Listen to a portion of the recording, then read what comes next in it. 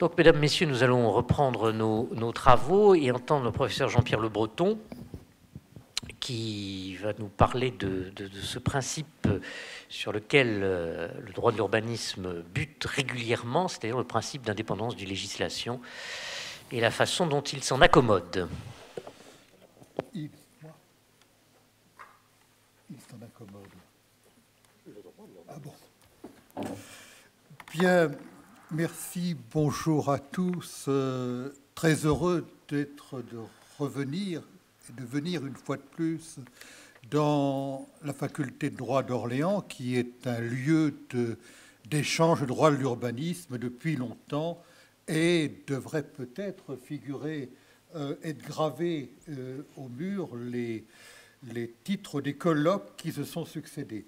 Seulement, la matière qui est au mur ne s'y prête pas au gravage. Alors, j'ai comme sujet, il y a une petite discrimination, parce que mes prédécesseurs ont eu comme sujet des principes. Et moi, c'est l'indépendance des législations. Ah, est-ce que ce ne serait pas un message subliminal du responsable de l'organisation de cette journée et qui est un message subliminal qui me met en une discrimination positive pour attirer mon attention sur précisément un problème au sujet de la qualification de l'indépendance de législation. Alors, néanmoins, si c'est un principe, cette indépendance de législation, c'est un principe qui est, lui, vraiment d'application générale dans le droit administratif, dans le droit fiscal, dans différents droits sociaux, et y compris, j'ai vu que le Conseil constitutionnel y avait eu recours à propos d'une réserve d'interprétation, dans une décision du 23 juillet 1995. Et donc, mais c'est un principe qui intéresse plus particulièrement les pouvoirs de police spéciale. Alors, un principe dont la date de naissance est attribuée, je dis bien attribuée, à l'arrêt du Conseil d'État du 1er juillet 1959, Piard. Mais dans l'arrêt, on ne trouve pas les termes principe général, principe de l'indépendance de législation. On les a déduits. Et d'ailleurs, ce n'était pas tout à fait nouveau, puisque j'ai là un article du conseiller d'État Henri Puget de 1943, qui traitait du contentieux des plans d'aménagement de la loi Cornudet, la première loi traitant d'urbanisme, et qui fait état, en conclusion, d'éléments de l'indépendance de législation. Donc, il y a eu des hirondelles, peut-être, qui ont fait un printemps de ce principe. Voilà.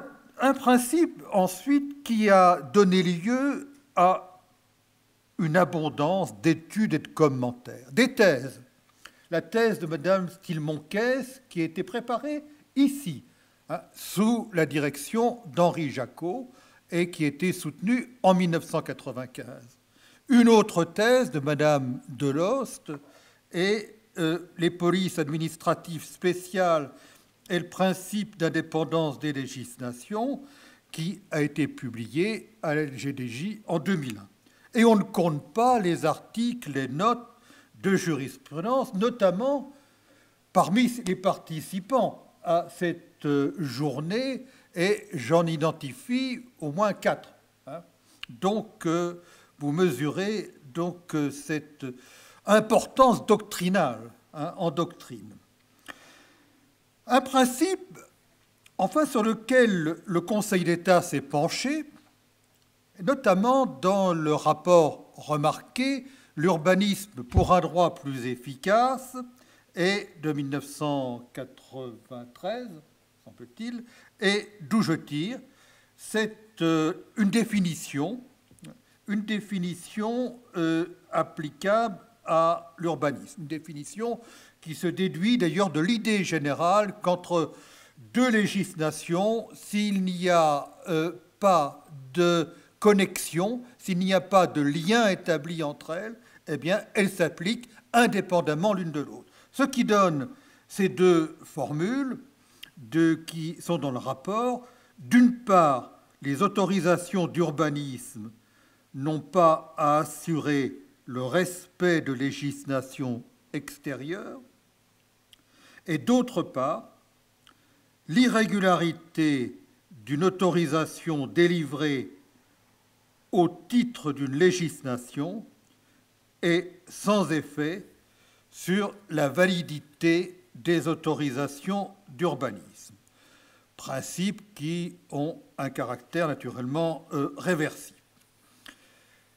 Alors,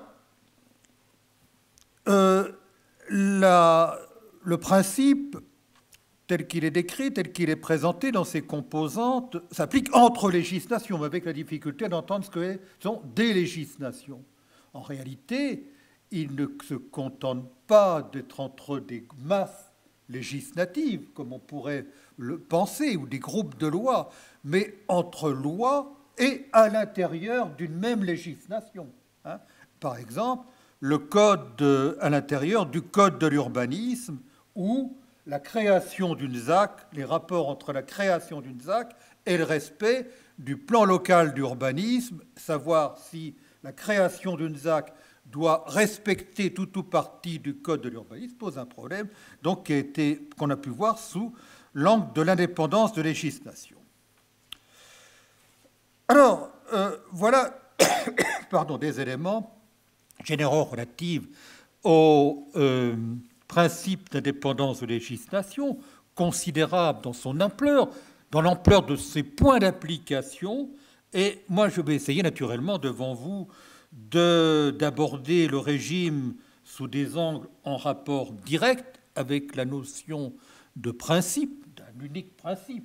Là, je ne suis pas comme le président Berger, autour duquel fourmillait une multiplicité de petits principes tout beaux. Parce que là, c'est précisément pas un principe tout beau dont il s'agit. Je vais le préciser. Alors, en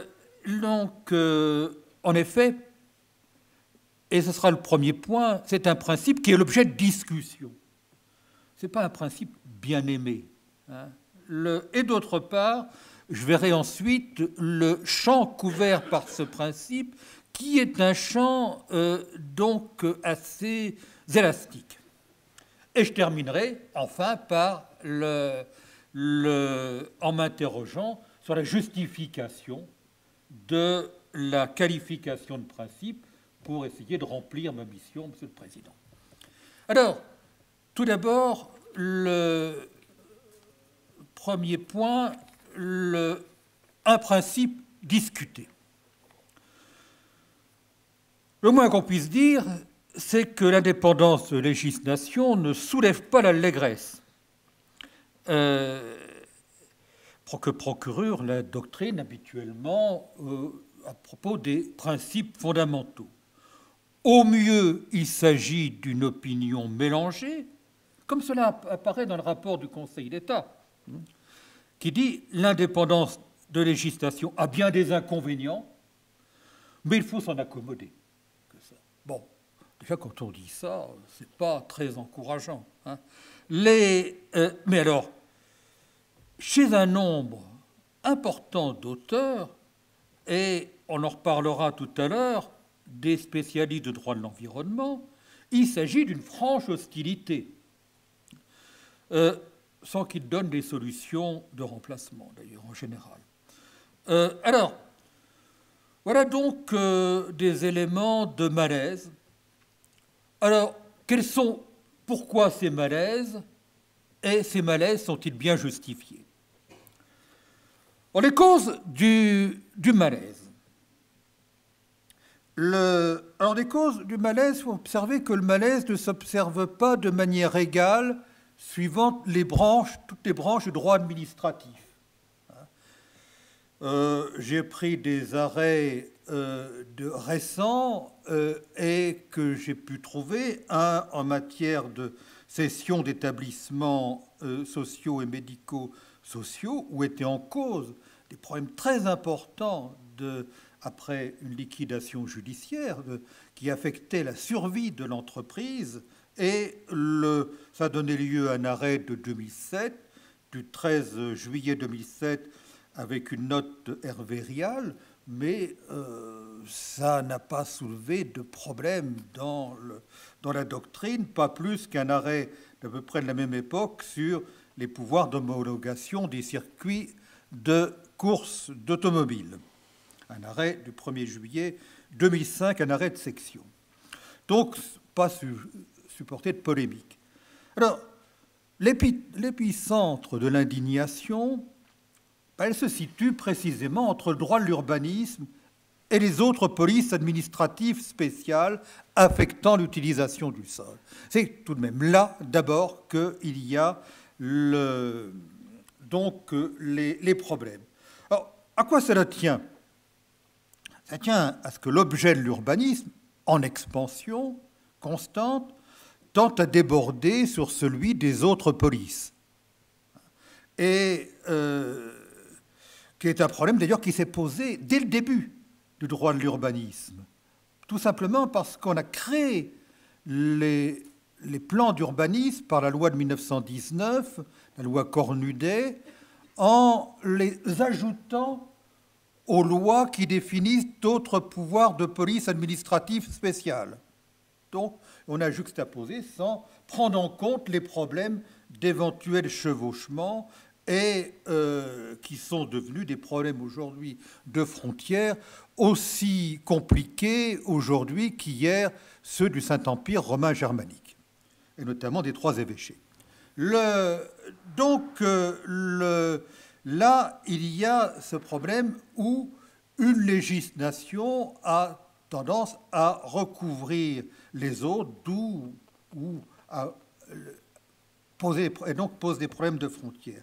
Et en sens inverse, au cours des dernières années, on a assisté, on a parlé tout à l'heure, à une expansion des préoccupations portées jusque-là par le seul droit de l'environnement, et qui donc a des préoccupations qui imprègnent peu à peu et de plus en plus le droit de l'urbanisme, avec notamment l'empire constitué par le développement durable.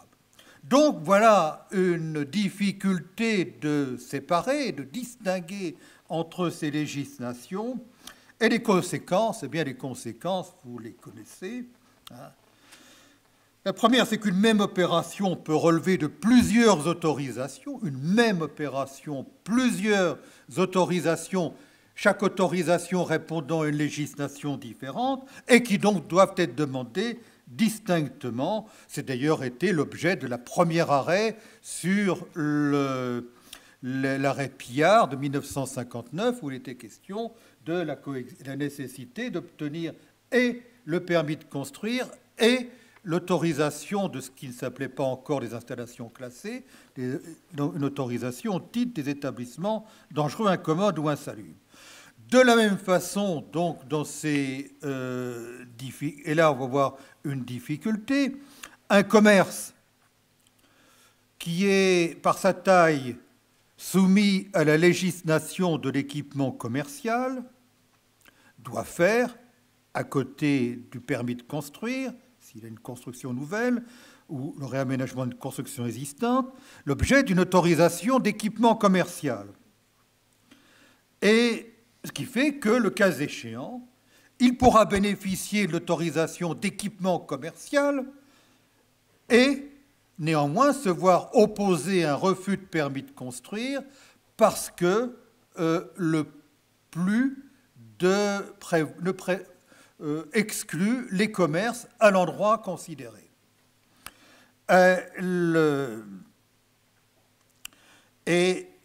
Enfin, toujours dans les problèmes, une règle qui paraît avoir, à raison de son objet, une portée générale et devoir être sanctionné par une autorisation d'urbanisme ou pouvoir ne pourra pas l'être parce que le droit applicable à cette autorisation ne le prévoit pas.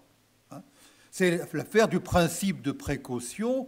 Dans un premier temps, les refus d'autorisation d'antenne ou de support d'antenne ont été déclarés illégaux, alors même qu'ils reposaient sur l'atteinte au principe de précaution, parce que le principe de précaution figurait dans le Code de l'environnement et pas, donc ne relevait pas d'une législation d'urbanisme. Arrêt du 20 avril 2005, Société Bouygues Télécom, à la JDA 2005, avec des conclusions de Yann Aguila. Et alors, quand le principe a figuré dans la Constitution, la jurisprudence a été différente. Donc là, il n'y avait plus une législation spéciale d'un autre ordre, mais il y avait un choix général. Ceci étant, l'arrêt ne paraît pas exempt de tout élément de discussion au regard de ce que disait le commissaire de gouvernement dans l'arrêt précédent. Donc l'arrêt qui a admis qu'il y avait la possibilité, sur le fondement du principe de précaution, de refuser un permis de construire, c'est l'arrêt du 19 juillet 2010, Association du quartier Les Hauts-de-Choiseul. Alors voilà donc des éléments d'application qui sont de l'indépendance de législation, qui sont déroutants en pratique pour le particulier et qui a des doutes sur les autorisations qu'il doit solliciter, sur les textes à respecter. Il y a un doute, et puis il y a un doute juridique sur le fondement à inclure ou exclure telle règle dans ce qui fait l'objet ou non d'indépendance de législation. D'où des critiques, bien sûr des critiques à raison de ses conséquences pratiques par des spécialistes du droit de l'urbanisme. Fernand Buissou en a été parlé d'un principe, je cite, à remettre en cause en 1984. Mais plus encore, c'est les spécialistes du droit qui est en confrontation, en juxtaposition, en limite du droit de l'urbanisme et le droit de l'environnement. Alors là, les critiques sont beaucoup plus nombreuses et ce sont des escadrilles de critiqueurs. Michel Prieur le fait dans le numéro spécial de la JDA de 93. Jean-Marc Février nous dit, à propos de ce principe, on sait qu'il permet à l'occasion de valider des décisions d'urbanisme en méconnaissant les dispositions environnementales. Et le plus virulent, en quelque sorte, c'est Raphaël Romy qui nous dit le principe est le meilleur exemple de l'idée que, dans la perception de la nature, des ressources naturelles, de l'environnement urbain, une hiérarchie est mise en œuvre qui ne place pas l'individu prédateur au centre de toute chose.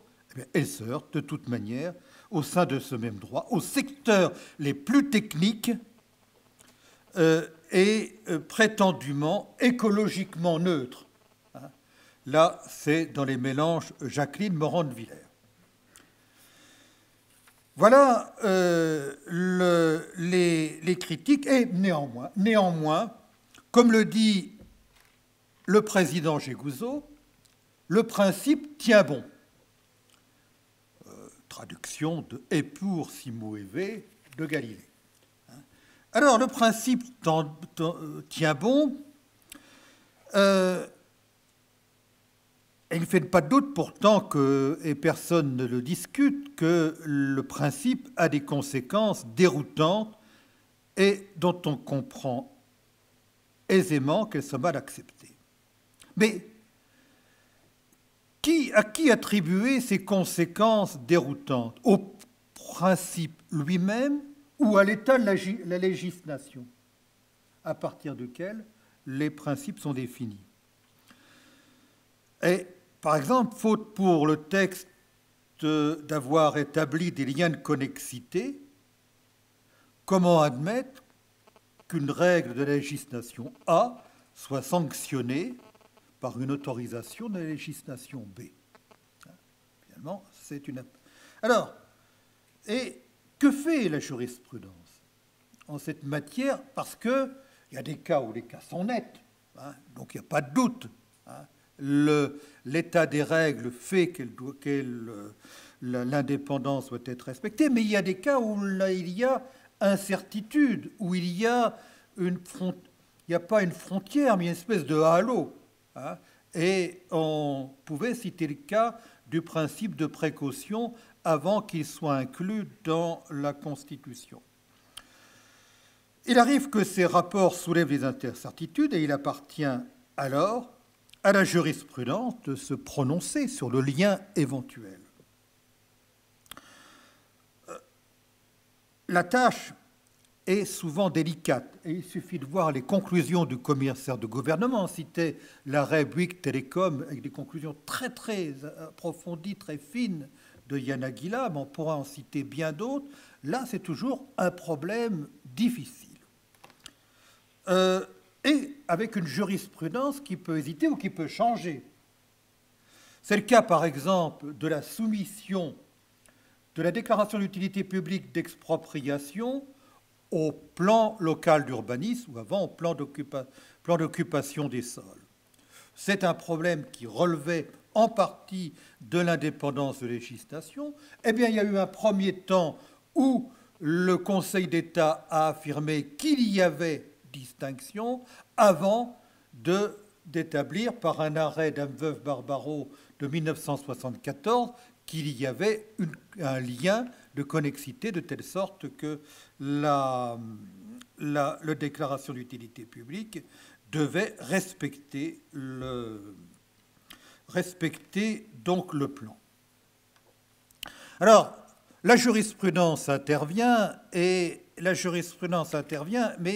avec des éléments de précaution au sens commun du terme. Bon, d'abord, on l'a dit, elle doit respecter les textes et respecter la volonté de la loi. Par exemple, la loi d'orientation foncière avait sorti le droit de la construction du contrôle du permis de construire, c'était clair, et il n'était pas question de revenir dessus. Donc la législation ensuite n'est revenue dessus que sur des points particuliers. Et puis, il faut prendre en compte des données propres à la législation intéressée. Le principe d'indépendance touche la répartition des attributions, et notamment des compétences. Et là, elle relève de ce qui, en contentieux, relève de l'ordre public, et qui peut affecter la décentralisation, la répartition des attributions, et voire donc le principe de libre administration des collectivités territoriales, permettant, par une interprétation de deux législations, à l'État d'intervenir dans un domaine attribué aux collectivités territoriales ou inversement. Le choix peut affecter des libertés publiques. C'est en cause, d'après l'observateur, le Mathias Guillemard dans la JDA, à propos d'une affaire de films pornographiques, et qui était en cause le problème de, je ne dirais pas le nom du film, c'était en cause une affaire donc qui touchait la liberté de communication. Donc, et puis enfin, le choix de la jurisprudence peut avoir des incidences sur l'activité administrative, en retirant une affaire d'un service spécialisé, particulièrement compétent en la matière, et donc il y a peut-être distinction de législation, mais ça peut répondre à un besoin, ou parfois en touchant le précaré d'un lobby. Et je pense à celui peut-être des ingénieurs des mines à propos des installations classées. Dernier élément, c'est la sécurité juridique.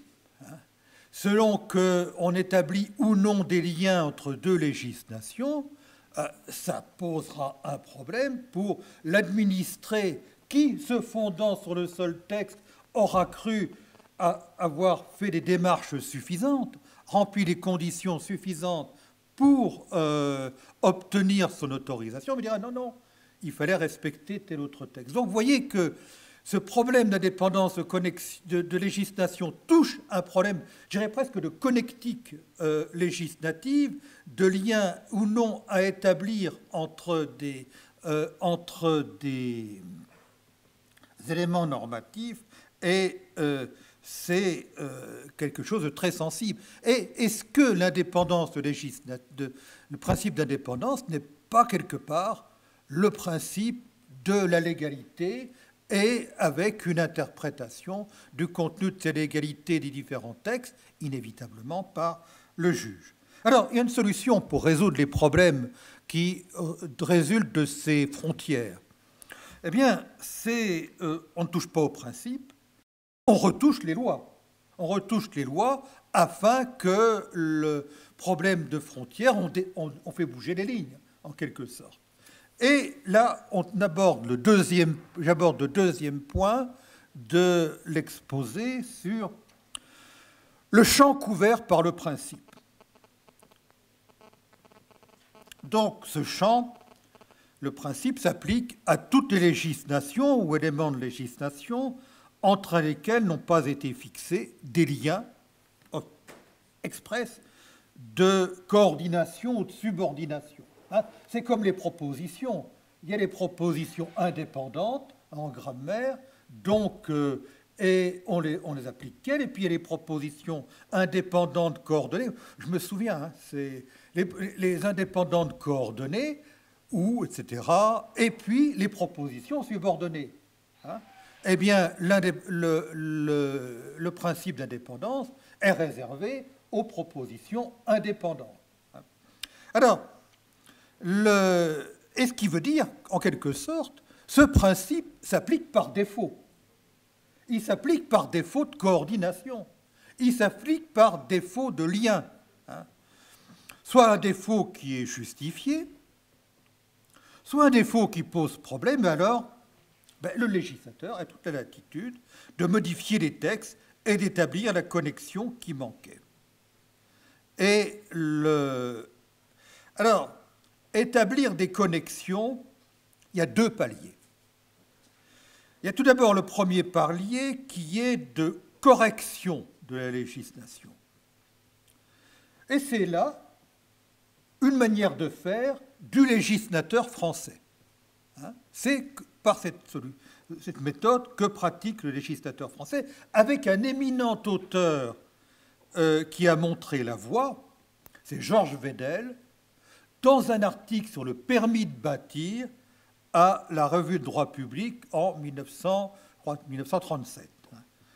Et qui disait, il y a une pluralité, la construction est soumise à une pluralité d'autorisations, pourquoi pas les fondre en une seule, et cette idée de les fondre en une seule, elle a inspiré la loi du 15 juin 1943 sur l'urbanisme, qui l'a posé en principe sans le mettre en œuvre, mais qui a été repris ensuite par d'autres législations jusqu'à l'ordonnance du 5 décembre de 2005. Alors les techniques pour coudre en quelque sorte ces propositions indépendantes, et les techniques qui étaient d'abord de simples limitations des inconvénients de l'indépendance, mais l'indépendance qui est maintenue. Comment on limite ces inconvénients? En prévoyant des démarches du pétitionnaire, par exemple le guichet unique.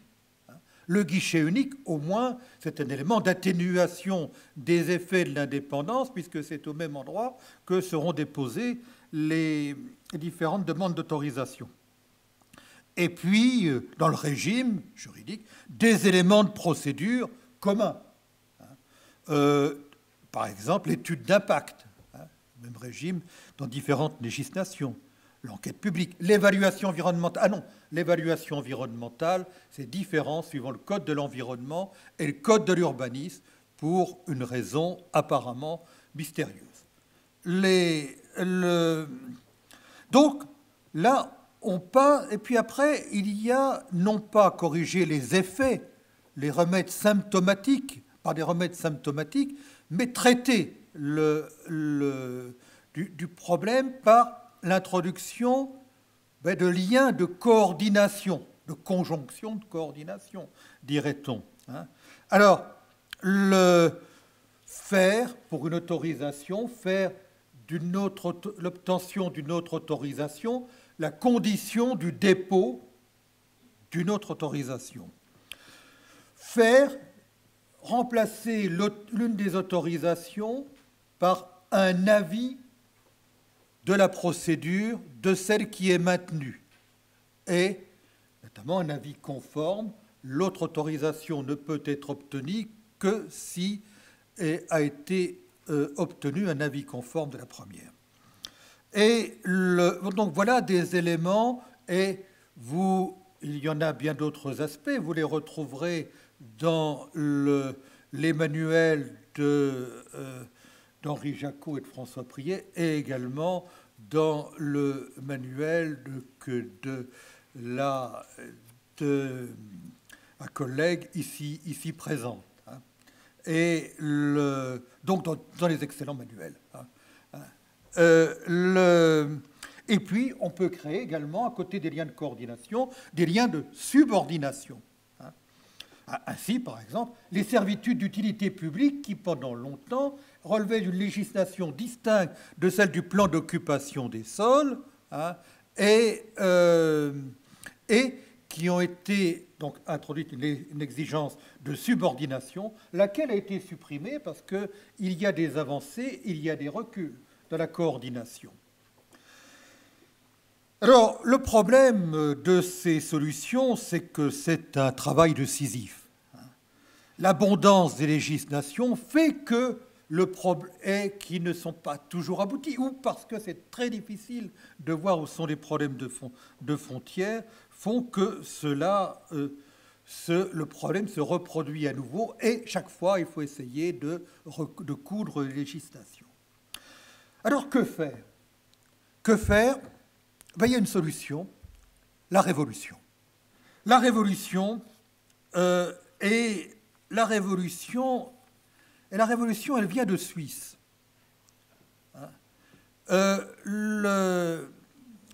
Les Suisses, et là on a un deuxième palier, dans le sens à l'opposé de l'indépendance, on va vers l'intégration. En Suisse, le problème était le même. Mais le tribunal fédéral s'est penché sur la question par un arrêt de 1990, l'arrêt Schrötzlen, comme ça se prononce, et a indiqué, je cite, « Si pour la réalisation d'un projet, il est nécessaire d'appliquer des dispositions légales différentes entre elles, et qu'il existe une imbrication telle qu'elles ne sauraient être appliquées indépendamment les unes de l'autre, il y a lieu d'assurer leur coordination matérielle, à savoir la prise en considération et la pesée globale, à un moment donné, de l'ensemble des intérêts en cause. » Dans le prolongement de cette décision du tribunal, la législation suisse, d'abord la législation sur la loi d'aménagement du territoire, puis une autre loi sur la coordination des législations, a posé un principe, cette fois, de concentration. Une seule autorité est compétente pour traiter de tous les aspects du projet en cause, les autres autorités spécialisées se voyant éventuellement, comme en matière de défrichement forestier, concéder un droit de préavis, c'est-à-dire un droit d'avis préalable. Donc, voilà, les autorités, il y a une autorité au titre d'une législation réputée principale qui ramasse le pouvoir de décision, les autres n'ont qu'un pouvoir d'avis. Alors, avec des difficultés d'ailleurs, c'est pour l'autorité compétente de comparer des éléments qui, par essence, sont très différents. Voilà, alors, bien sûr, ce principe suisse, qui est réellement appliqué, qui pose véritablement qu'il y a le principe d'intégration, le principe et exceptionnellement celui d'indépendance, et l'application de l'indépendance tient probablement quand même à des données institutionnelles, culturelles, mais qui fait que des autorités se voient dévaluées, avec le risque que des problèmes importants soient plus pris en compte. Et à nos collègues de l'environnement, je dirais qu'éventuellement, si l'autorité de l'environnement ne donne plus qu'un avis, parce que qu'est-ce qui va être décisif entre les intérêts? C'est un autre élément de la culture germanique, c'est la pesée des intérêts. Alors là, les législations périphériques, porteuses de règles, ne deviennent plus que des éléments élastiques dans la pesée des éléments. Mais enfin, voilà donc le principe que l'on peut... ce principe d'indépendance de législation peut être aménagé ou renié comme je viens de le faire voir. Alors, en conclusion, l'indépendance de législation, c'est un principe ou c'est pas un principe? Dans le programme, l'auteur était-il justifié à mettre indépendance de législation ou a-t-il oublié principe? Là est le problème. Yves Gégouzeau a rappelé la définition des principes comme, notamment, c'est le deuxième élément de la définition, des propositions directrices qui ordonnent et inspirent l'ensemble des normes qui font partie d'une branche de droit. Ça contribue à ordonner, à aider à assurer la définition des rapports entre ces branches du droit. Voilà un élément qui peut rattacher volontiers à l'idée d'un principe. Toutefois, première observation, mais là c'est une observation purement statistique, le Conseil d'État y fait assez peu rapport. Les commissaires du gouvernement, oui. Surtout lorsqu'ils écrivent dans les conclusions, les rapporteurs publics aussi. Mais quand j'ai pris la base de données Ariane, je n'ai pas eu le temps de l'analyser très précisément, qui porte sur des arrêts depuis 1987. Je crois avoir identifié une trentaine d'arrêts qui font clairement référence à l'indépendance de législation.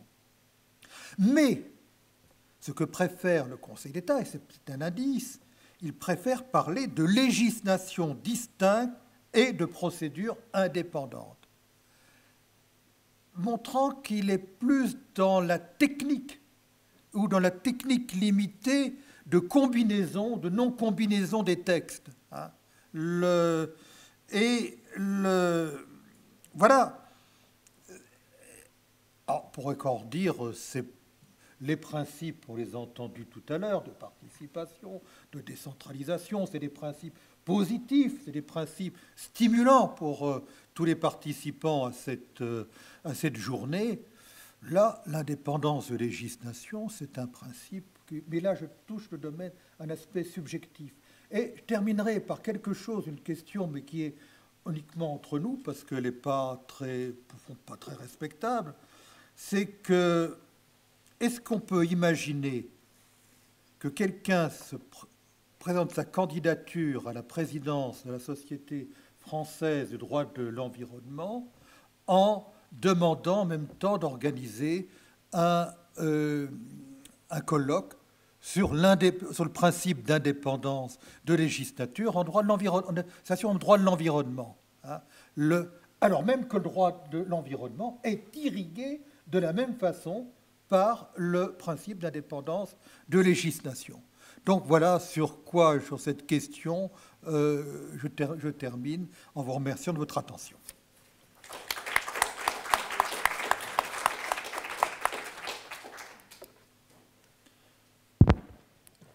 Eh bien, merci notamment pour cette interrogation finale sur la notion même de principe. C'était déjà une interrogation qui était exprimée par le rapport introductif d'Yves Gégouzeau, cette fois-ci la différence entre principe et règle, et là c'est tout simplement entre principe et non-principe. Donc le non-principe, sous-entendu, ce serait simplement une modalité technique d'articulation des règles plus qu'un véritable principe. Excusez-moi. Pour conclure, l'idée de principe est là au moins une vertu pédagogique, hein, c'est-à-dire de rassembler des éléments de combinaison, et là, c'est pas si mal. Mais elle a un autre défaut, c'est que quelque part, elle stigmatise sur un problème. Et elle stigmatise en voyant quand même trop souvent les aspects négatifs, certes ils existent, mais uniquement les aspects négatifs de ce problème. Excuse-moi. Oui, absolument. Et puis je constate aussi qu'au sein du Conseil d'État, il y a parfois des choses un peu étonnantes parce que on évoquait justement à l'instant cette différence presque sémantique entre l'expression même du Conseil dans ses décisions et puis l'expression de la parole des commissaires de gouvernement et rapporteurs publics. Ça me fait tout à fait penser à la question des actes de gouvernement où autant cette notion d'acte de gouvernement est évoquée par les commissaires de gouvernement et rapporteurs publics, autant l'expression est rare, en définitive, dans les arrêts même du Conseil d'État. Et je constate qu'on a un petit peu un phénomène semblable s'agissant du principe d'indépendance des législations.